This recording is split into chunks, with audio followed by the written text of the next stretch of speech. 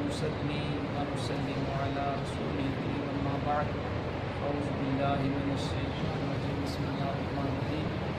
حضرت محترم إن الله وملائكته يصلون على النبي يا أيها الذين آمنوا صلوا عليه وسلموا تسليما. اللهم صل على سيدنا محمد وعلى آل سيدنا محمد وبارك وسلم عليه الصلاة والسلام عليك يا سيدي الله وعلى آلك وصحبه يا سيدي يا حبيب الله. الصلاة والسلام عليك يا سيدي يا رحمة للعالمين وعلى آلك وصحبه يا سيدي يا شفيع المسلمين. ذات محترم، یہ ہمارا ہفتہ بعد یہ بنیادی مسائل کا یہ سلسلہ ہے. اس میں ہم ہر جمعے کی عشاء کے بعد ہم یہ بنیادی مسائل سیکھتے ہیں، اور یہ مسائل وہ ہیں جن کو سیکھنا ہر مسلمان عاقل بالغ پر فرض ہے. تو آج انشاءاللہ ہم وضو کا طریقہ یہ ہم سیکھیں گے کہ احناف کے نزدیک وضو کا سنت طریقہ کیا ہے. آپ کا آواز آ رہی ہے؟ اگر مسئلہ ہے تو پلیز پہ لگا رہے ہیں. ٹھیک ہے، چالو. آج ہم وضو کا طریقہ پڑھیں گے کہ وضو کا سنت طریقہ کیا ہے. ٹھیک ہے جی. تو کعبہ شریف کی طرف منہ کر کے اونچی جگہ بیٹھنا مستحب ہے وضو کے لیے. پھر وضو کے لیے نیت کرنا سنت ہے. نیت دل کے ارادے کا نام ہے، زبان سے یہ کہنا ضروری نہیں. ہاں اگر دل میں نیت ہے بندہ زبان سے بھی کہہ لے کہ میں وضو کرنے لگا ہوں تو یہ بھی جائز ہے. اصل نیت دل کی ہوتی ہے. پھر بسم اللہ شریف پڑھ کے وضو کو شروع کرنا یہ سنت ہے. بلکہ بسم اللہ والحمد للہ اگر بندہ وضو کے پہلے پڑھ لے گا تو انشاءاللہ جب تک وہ بندہ با وضو رہے گا فرشتے اس کے نامہ اعمال میں نیکیاں لکھتے رہیں گے. وضو کے شروع میں بسم اللہ والحمد للہ پڑھ لینا چاہیے. پھر دونوں ہاتھ 3 بار پونچھوں تک یعنی دونوں کلائیوں تک دونوں ہاتھوں کو 3 مرتبہ انسان دھوئے اور نل بند کر کے. یعنی یہ دیکھیں کہ یہ ہم یقین کریں ہم احتیاط نہیں کرتے. ہمارا لوگ اتنا پانی ضائع کرتے ہیں، وضو کرتے ہیں، غسل کرتے ہیں، ہمیں پتہ نہیں کہ ہم نے آگے جا کے ایک ایک قطرے کا جواب دینا ہے. تو دونوں ہاتھوں کو 3 مرتبہ پونچھ تک دھوئیں نل بند کر کے.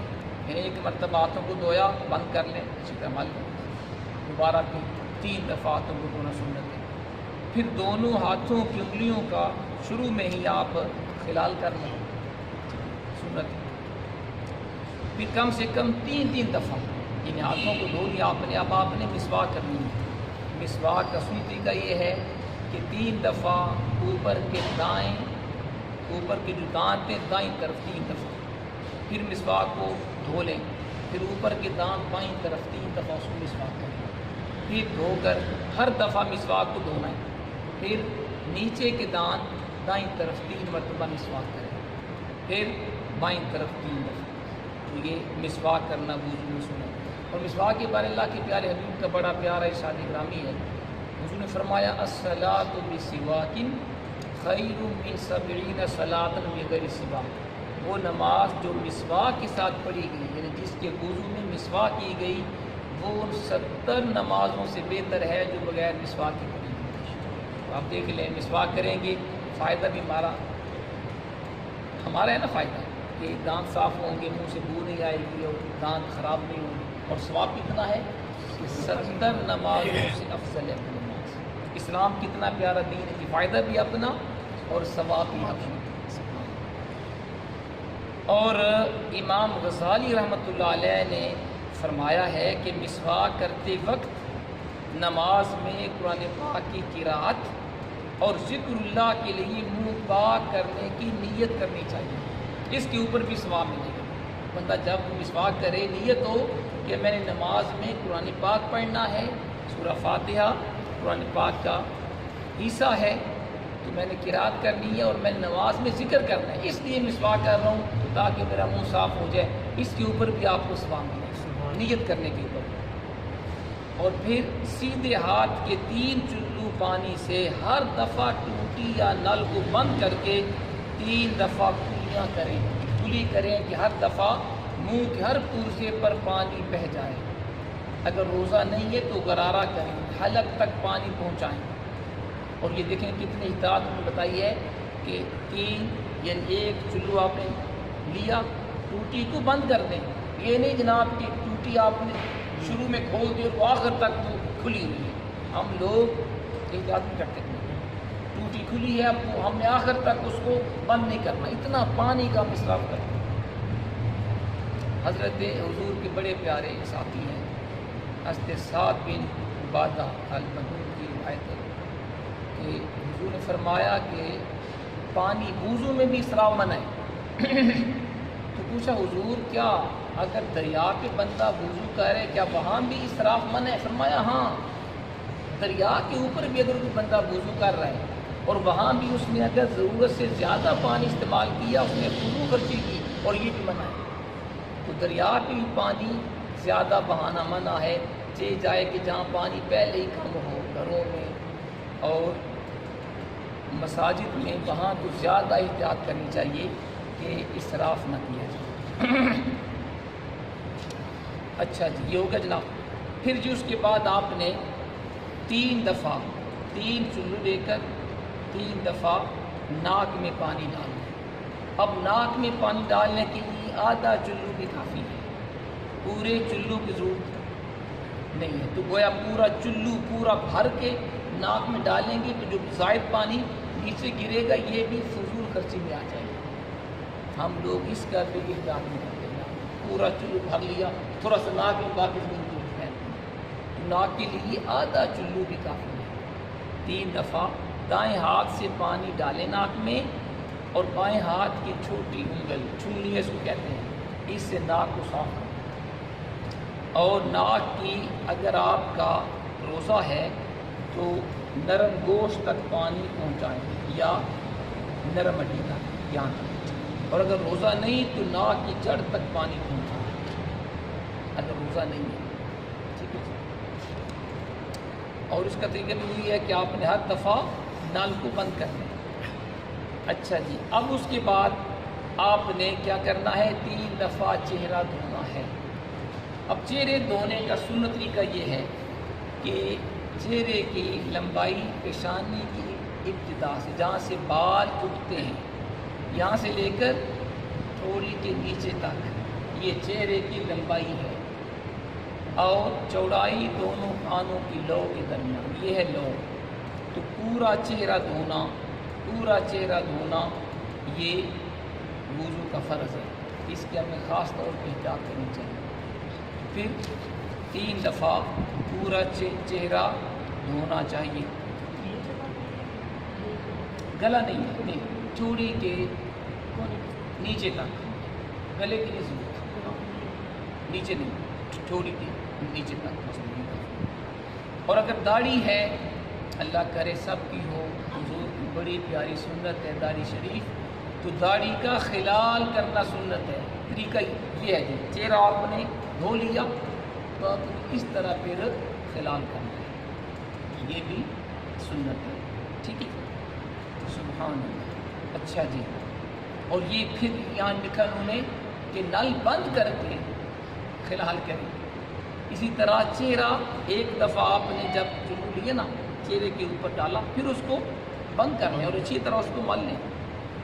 ہم لوگ یہاں بھی ٹوٹی بند ہی نہیں کرتے نا، کھلی ہوئی نا کر رہے ہیں، ایسے کر رہے وہ پانی وہ بہہ رہا ہے، تو یہ بھی اسراف میں ہے۔ دوبارہ پھر چلو لیں، ٹوٹی کو بند کر دیں، پھر آپ اس کو ڈالیں 30 دفعہ پہ۔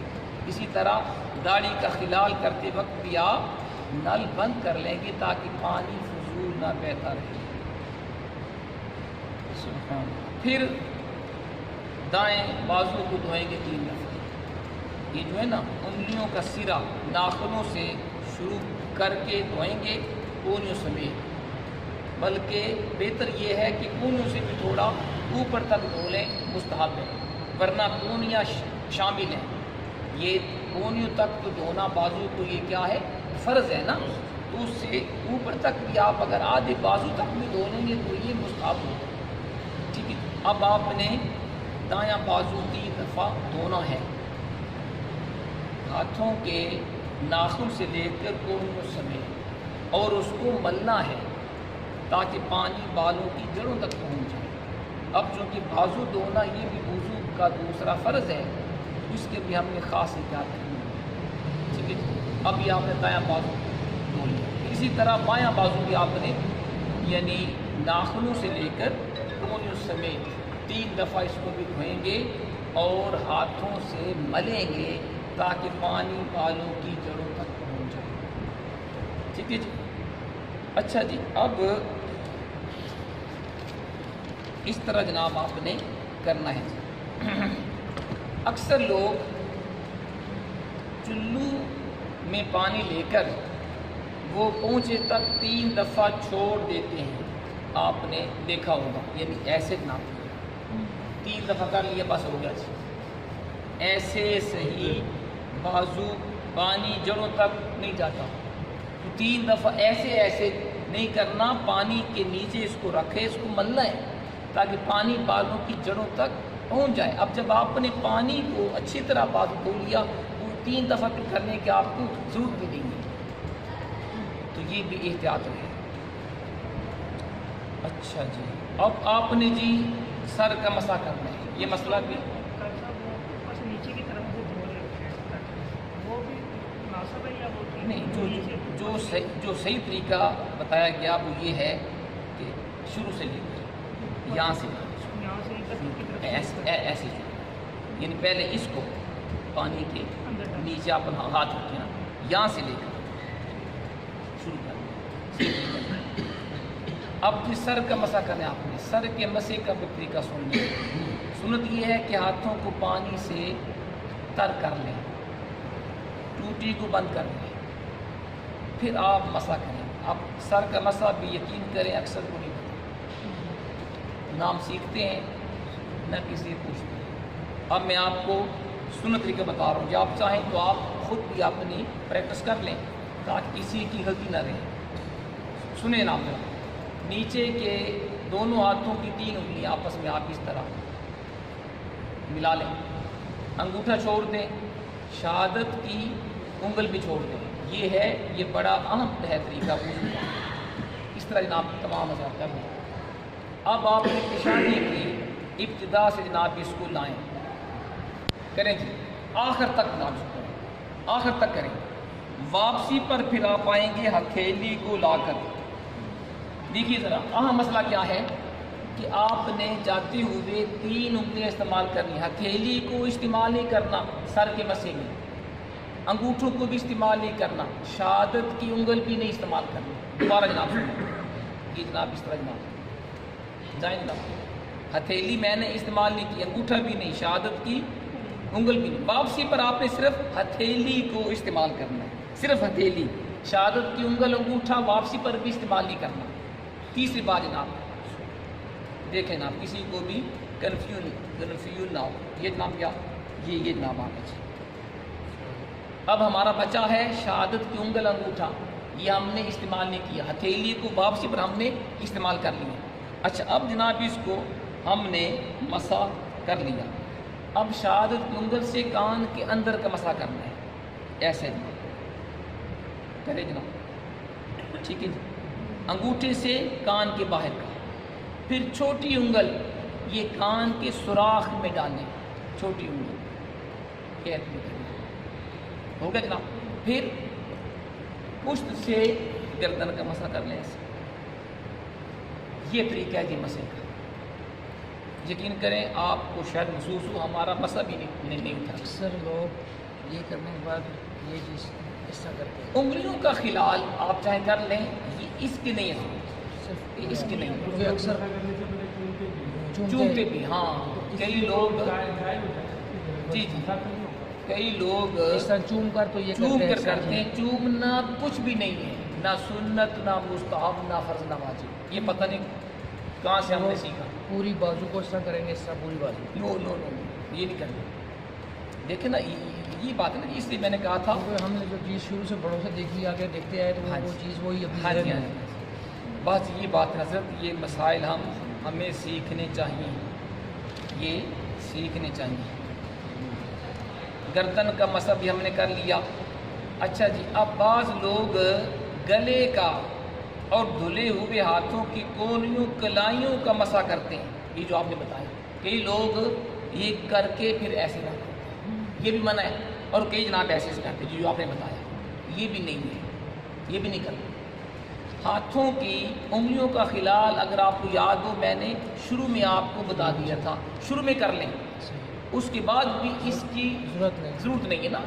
شروع میں آپ نے جب ہاتھوں کو ہم نے 3 دفعہ پہنچ تک دھویا تھا، اس وقت ہم نے خلال بھی کر لیا، ٹھیک ہے جناب، تو دوبارہ اس کی بھی نہیں ضرورت ہوگی، یہ تو ہے ہی نہیں نا کسی میں، یہ پتہ نہیں کہاں سے کرنا ہے، یہ طریقہ جناب۔ اب جناب آپ نے کیا کرنا ہے جی، اب آپ نے پاؤں کو دھونا ہے۔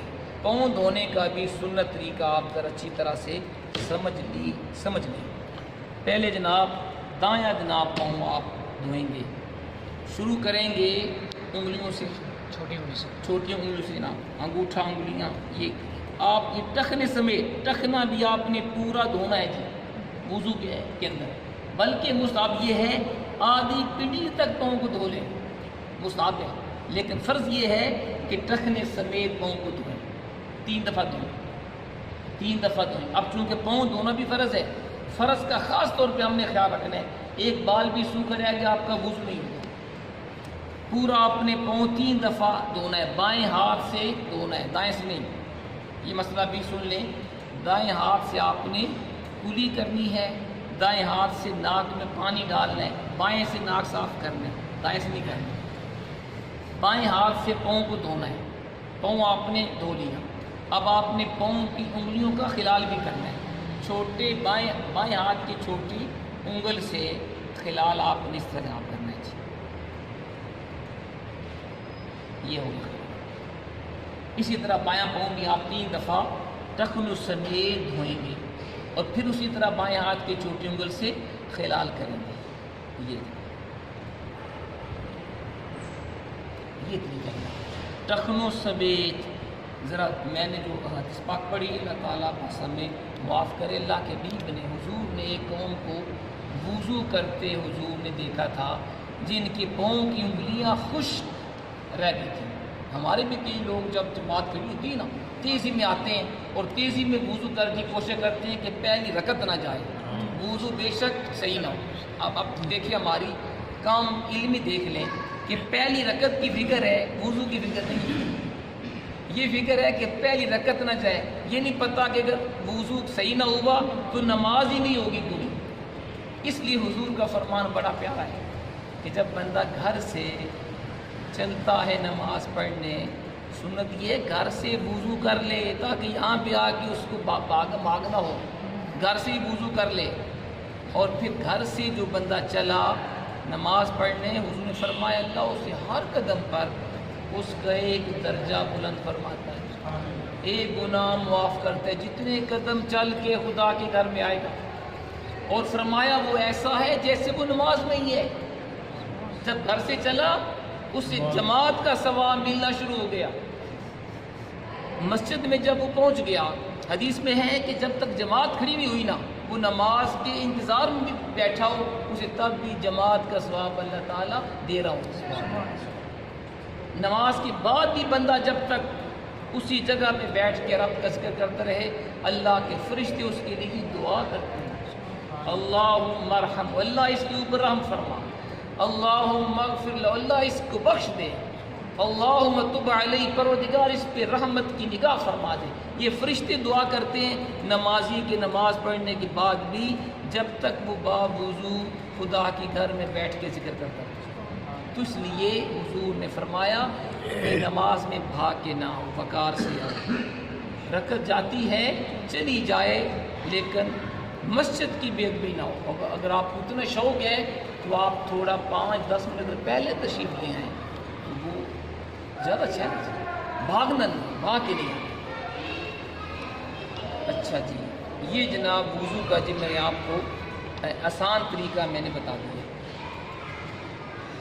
اور امام غزالی رحمۃ اللہ علیہ فرماتے ہیں کہ ہر عضو دھوتے وقت یہ امید انسان کرے کہ میرے عضو کے گناہ اللہ معاف کر دیں.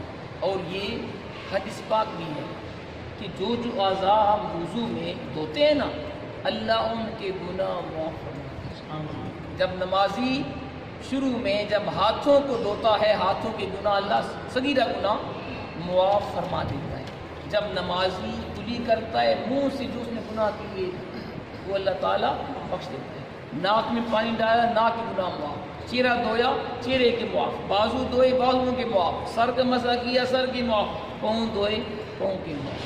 تو گویا وضو کرنے کے ساتھ ہی اللہ نمازی کے سارے صغیرہ گناہ معاف فرما دیتا ہے. اچھا جی اب جی وضو کے بعد یہ دعا بھی پڑھ لیں. اگر ایک دفعہ پڑھ لیں تو چاہے اللہم اجعلنی من التوابین واجعلنی من المتطہرین. اے اللہ مجھے توبہ کرنے والوں میں سے بنا دے اور مجھے پاک صاف لوگوں میں سے بنا. یہ دعا ہے جی وضو کی بات کی. عربی میں نہ یاد ہو اپنی زبان میں بھی آپ کر سکتے ہیں. اور پھر حدیث پاک میں آیا جس نے اچھی طرح وضو کیا اچھی طرح سنت کے مطابق جو میں نے آپ کو عرض کیا اور کلمہ شہادت اس نے پڑھا وضو کے بعد دوسرا کلمہ پڑھا تو حدیث پاک میں آیا اس کے لیے جنت کے 8 دروازے کھول دیے جاتے جس سے چاہے جنت میں داخل. یہ وضو کی اگر فضیلت یہ ہے کہ وضو کے بعد کسی نے کلمہ شہادت پڑھ لیا اللہ اس کے لیے جنت کے 8 دروازے کھول دیتا ہے. تو جو پکا نمازی ہو نماز پڑھے گا تو اس کی شان کتنی ہوگی. اسی طرح وضو کے بعد سورۃ قدر پڑھنے کی بڑی فضیلت ہے. حدیث پاک میں آیا جو وضو کے بعد ایک مرتبہ سورہ قدر پڑھے انا انزلنا فی لیلۃ القدر وما ادراک ما لیلۃ القدر لیلۃ القدر خیر من الف شہر تنزل الملائکۃ والروح فیہا بإذن ربہم من کل امر سلام ہی حتی مطلع الفجر. جو بندہ یہ سورہ قدر پڑھے گا وضو کے بعد تو وہ صدیقین میں سے ہے یعنی سچے لوگوں میں سے جو ایک دفعہ پڑھے. اور جو 2 دفعہ پڑھے وہ شہداء میں شمار کیا جائے گا شہیدوں کے برابر ثواب ہوگا. اور جو 3 دفعہ پڑھے اللہ تعالیٰ میدان محشر میں اسے انبیاء کے ساتھ رکھے گا. کوشش کریں کہ سورہ قدر یاد کر لیں وضو کے بعد اس کو پڑھ لیا کریں. اور جو وضو کے بعد آسمان کی طرف دیکھ کر سورہ انا انزلنا فی لیلۃ القدر پڑھ لے انشاءاللہ اس کی نظر کبھی کمزور نہیں ہوگی. اس کی نظر کبھی کمزور. یہ کتنا پیارا جی وظیفہ ہے.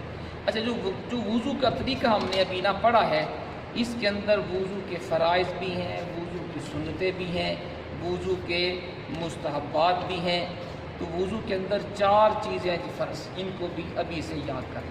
کتنے 4 فرض ہیں وضو کے جن کے بغیر وضو نہیں ہوگا. یہ فرائض تو ہر بندے کو یاد کرنے چاہیے اور ان کا خاص طور پہ خیال رکھنا چاہیے. پہلا فرض ہے چہرہ دھونا.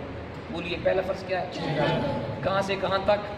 پیشانی کی ابتدا سے لے کر ٹھوڑی کے نیچے تک اور دونوں کانوں کی لو کے درمیان پورا چہرہ دھونا. ایک بال بھی سوکھ رہ گیا نہیں ہوگا وضو. تو یہ وضو کا پہلا فرض اس کو خاص طور پہ ہمیں ادا کرنا چاہیے. دوسرا جناب کیا ہے جی؟ دونوں بازو کونوں سمیت ہونا. دونوں بازو کونوں سمیت. ایک بھی بال اگر سوکھا رہ گیا وضو آپ کا نہیں ہوگا. یہ بھی خاص طور پہ ہمیں بازوؤں کو دھونا چاہیے. تیسرا فرض چوتھائی سر کا مسح کرنا. سر کے چوتھے حصے کا مسح کرنا فرض ہے. پورے سر کا مسح کرنا سنت ہے. تو اگر بندہ پورے سر کا کر لے سنت بھی ادا ہو گئی اور فرض بھی ادا ہو گئی. سر کے چوتھے حصے کا مسح میں آپ کو بتا رہے ہیں کہ کم سے کم چوتھے حصے کا مسح کریں گے تو آپ کا مسح ہوگا. لیکن ہم پورے سر کا مسح کرتے ہیں کیونکہ پورے سر کا مسح سنت ہے اس کے اندر فرض بھی آ گیا. اور چوتھا فرض ہے ٹخنوں سمیت دونوں پاؤں دھونا. ٹخنوں سمیت. اچھا جی یہ جو کہا گیا کہ دھونا دھونے کا معنی کیا ہے؟ دھونے کا معنی ہے کہ اس عضو کے ہر حصے پر کم سے کم 2 قطرے پانی بہہ جائے. اسے کہتے ہیں دھونا. کم سے کم 2 قطرے پانی بہے گا تو اس کو دھونا کہیں گے. اور اگر صرف کسی نے بھیگ دیا یا پانی کو تیل کی طرح اوپر اس نے چپڑ لیا یا ایک قطرہ بہہ گیا اس کو دھونا نہیں کہیں گے. اس سے وضو غسل نہیں ہوگا. تو دھونے کی شرط ہے کم سے کم 2 قطرے پانی کے بہہ جائیں اوپر سے، اسے کہتے ہیں دھونا. یہ ہے دھونے کی ترتیب. تو آج ہم نے وضو کا پورا طریقہ ہم نے سیکھا اور وضو کی فرائض ہم نے سیکھی. انشاءاللہ اگلے جمعے کو بشرط زندگی ہم بقیہ جو وضو کے مسائل ہیں، وضو کی سنتیں، وضو کے مستحبات، اور کوشش کریں گے کہ وضو کے مکروہات بھی انشاءاللہ اگلے جمعے کو بیان ہوں گے. تو یہ بڑی اہم مسائل ہیں. خود بھی تشریف لائیے گا اور اپنے دوستوں کو بھی دعوت دیجیے گا. اللہ تعالی ہمیں عمل کی توفیق عطا فرمائے. الحمدللہ رب العالمین والصلاۃ والسلام علی سید الانبیاء والمرسلین. ربنا آتنا فی الدنیا حسنۃ وفی الآخرۃ حسنۃ وقنا عذاب النار. یا رب العالمین، جو کچھ ہم نے سنایا اس کو یاد رکھنے، اس کو سمجھنے، اس پہ عمل کی توفیق عطا فرما. ہم سب کو سنت کے مطابق صحیح وضو کرنے، سنت کے مطابق نماز پنجگانہ پابندی سے باجماعت ادا کرنے کی توفیق عطا فرما. یہ بنیادی اور اہم مسائل سیکھ کر دوسروں کو سکھانے کا جذبہ عطا فرما. شریعت مطہرہ پہ عمل پیرا ہونے کی توفیق عطا فرما. تمام بیماروں کو شفا عطا فرما. صلی اللہ علیہ حبیبہ محمد و آلہ و اصحابہ.